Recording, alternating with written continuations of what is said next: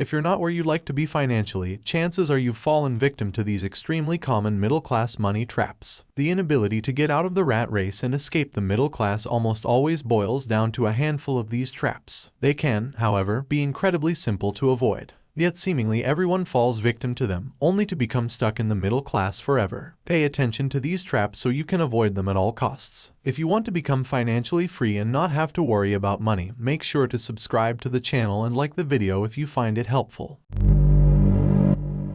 Welcome to Best Answers, where I help answer questions about life, money, personal finance, investing, and much more.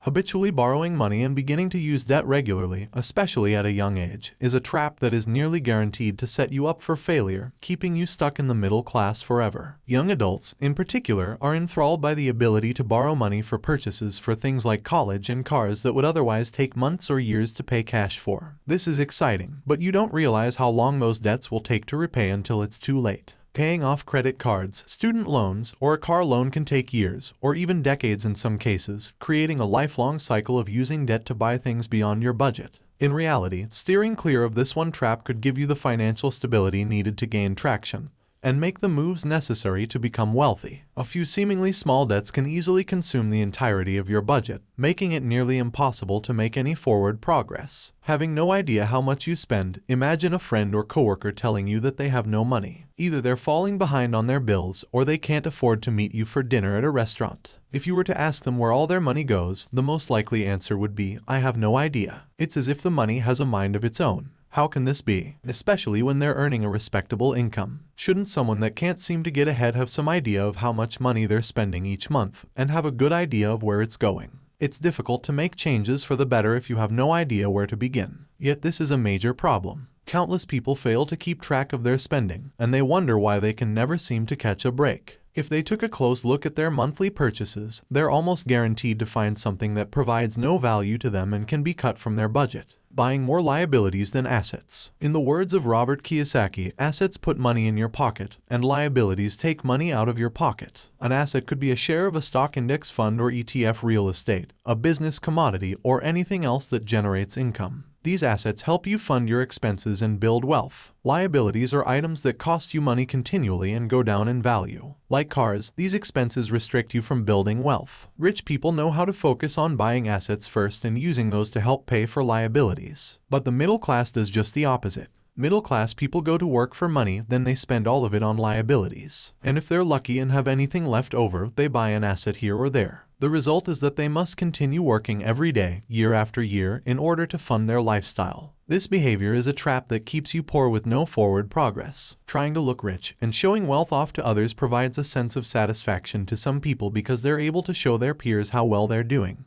But this is an extremely expensive money trap that will ensure you remain in poverty. You want to appear wealthy and successful, right? You want your friends, family, and especially the people you despise to be proud or jealous of your supposed wealth. Buying nice clothes and expensive cars, taking luxurious vacations, dining at high-end restaurants, and buying a home based on what others think is a trap that so many middle-class people fall victim to. The wow factor of purchasing a luxury car is only going to last a short period of time, but the monthly payments are going to last 5, 6, or 7 years. Flashing the name of a fancy hotel in which you stayed while on vacation is impressive. But that feeling of superiority when you tell your friends is only going to last a minute or two. Are these expensive behaviors really benefiting you, or are they hurting you financially? The funny thing is, millionaires don't try to look rich at all. Actually, the people who do everything they can to impress others are the worst off financially. Focusing on saving, not expanding. Searching for ways to save money is excellent and is something that most people don't do. This can help you reduce your expenses and provide more room in your budget. But the problem is that reducing your expenses only goes so far when it comes to building wealth. The middle class become overly focused on saving money as a way to improve their finances. Looking for ways to save is clearly a good thing, but they should also give some attention to increasing their income. How can they earn more money? If your annual spending is $50,000, the most you could possibly ever save is $50,000. Alternatively, increasing your income basically has no ceiling, meaning you could potentially double, triple, or 10x your earnings. Becoming overly obsessed with saving money with no emphasis on increasing your income is a middle-class money trap. Because rich people know better. Overspending on a home. It's pretty much a guarantee that you'll be broke forever if you overspend on a home. Yet it's perhaps the most common middle-class money trap that will hold you back for decades. With housing already consuming the majority of the average budget, overspending on this expense is detrimental to just about everyone. Affording a home is difficult enough with the price of real estate, not to mention current interest rates. But some home buyers are overly fussy when it comes to choosing a place to live. It has to be in a good location. It has to have a huge kitchen, plenty of room for gas, more than one bathroom, and various other amenities that drive up the price. Ask yourself, how are you supposed to save for retirement, pay down debt, raise kids, and have enough left over to treat yourself if you buy a home beyond what you can reasonably afford? Choosing the wrong partner. The real problem isn't simply getting married. The problem is getting divorced. When two financially savvy people get married, they have incredible wealth building potential. They now have multiple incomes in one household. However, the sad reality is that divorce is extremely common, and it's a big blow to your financial future. About half of marriages end in divorce, causing financial hardship to both people involved.